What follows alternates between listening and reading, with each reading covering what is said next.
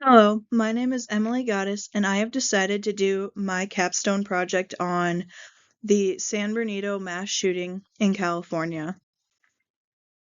Starting off, a major significant social concern in the United States is the San Bernardino mass shooting in California.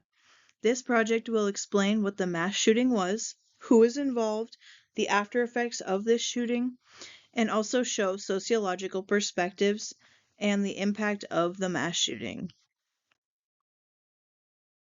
The San Bernardino shooting took place at the Inland Regional Center, or the IRC building in California.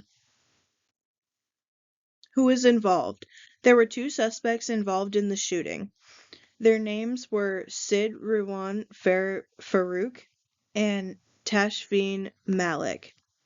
The San Bernardino Police Department, or the SBPD, began to hear about the potential of a threat earlier that day. They had heard that there might be something going on, so they started getting everything set up in case something were to happen, because there are lots of different threats and they never know which ones are real or not. So the FBI also got involved in this case. The FBI was trying to figure out what motives these two had and why they would be shooting up this building specifically, but it was never discovered or found why they were picking this building specifically. An entire investigation was conducted by the FBI to find information on the suspect and suspects. Um, they set up surveillance because the suspects had fled from the building after the shooting. There were many different units and other law enforcement that helped out in these individuals from different police departments, all the way to the FBI. The effects of the shooting. Um, so the suspects had fled in a black SUV from the IRC building. The officers were clearing the building after they had fled when they noticed there was an explosive device in the building. They were working on clearing everyone out of the building so the explosive could be deactivated. This brought the whole case to a whole nother level of shooting up the building and um having an explosive that nobody knew was in there. There were working on the different police departments were working on finding the suspects so they could take them into custody. But after they fled the scene, they weren't sure where they were, so they had to um make sure they had surveillance set up to track them down. This the police had caught up to these two and had to um have a high-speed chase because they wouldn't slow down or stop for the police. After the shooting and casualties, they had caught up to the suspects in the black SUV, and they were still continuing on the high-speed chase. The chase ended and the suspects started to fire their weapons at the police after stopping the car. There were many people um trying to help take down these two, and the chase after the chase ended and they were having the shootout, two police officers were injured during this time. By that I mean before they left the building, there was two police officers that were injured at the IRC building, and the shootout ended with both suspects being shot. The police had fired about about 65 to 75 rounds of ammunition during the shootout in order to get the suspects to stop, and they didn't.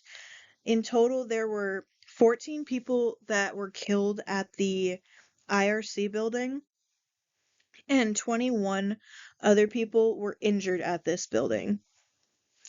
The other thing I was gonna mention was these two also had a child who was only 6 months old at the time. So after they died, they sent this child to live with their aunt, I believe. And uh I did some more research into this because I found it kind of interesting. And they ended up putting this child into foster care, and it didn't really say the significance of why the like not a family member had the kid anymore. So I thought that was kind of interesting, along with it'll be mentioned a little while later, but there was a third suspect that was being questioned and was put under protective custody by the FBI. And it was later found after the FBI's investigation that this person was not guilty, and they were able to let them go. Um, so that was kind of an interesting fact about this one.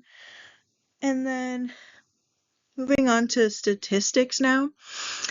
The shooting at the IRC building only lasted about 5 minutes, which was a lot shorter than I thought, so I thought that was a good statistic. And then as I mentioned, a third person was taken into custody, but their role was unknown. They had found that this person was um doing something suspicious where they thought they were around the building at this time, but they didn't know if they were a part of the actual shooting or not. So they had to make sure this person was safe while they figured out if they were part of the shooting or not. And also with the two suspects, there was a time where there was like pictures of the two people trying to like flee, and in one of the slides it shows the picture of the car that um they had during this time. And um so that was kind of interesting to see like how beat up the car was, because they had gotten into the shooting and they had about 75 rounds fired at them, so all the cars were kind of destroyed. And then a police officer was wounded in the shootout with the attackers, which I mentioned earlier.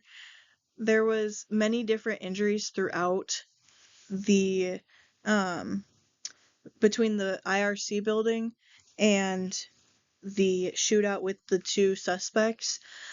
And the suspects never backed down, so they ended up getting killed while they were trying to flee.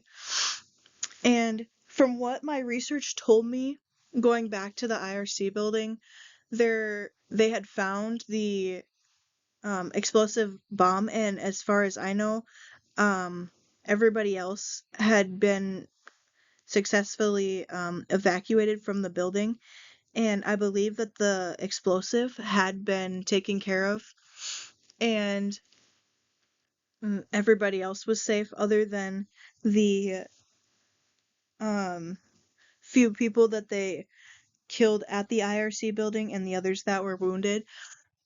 And also with that, they never mentioned if the IRC building, like the people that they killed were specific to them, like if they were going after certain people in the building, or if they were just mad about something that had happened at the building. And I also couldn't find names of who was killed and who was injured in the IRC mass shooting. So there was lots of interesting things about this assignment, and I'm probably going to do some more research on this topic, or other topics, but overall, um, the mass shooting in San Bernardino, California, was an attack on the Inland Regional Center and the building in California, with the attackers being Sid Rawan Farouk and Tashfeen Malik.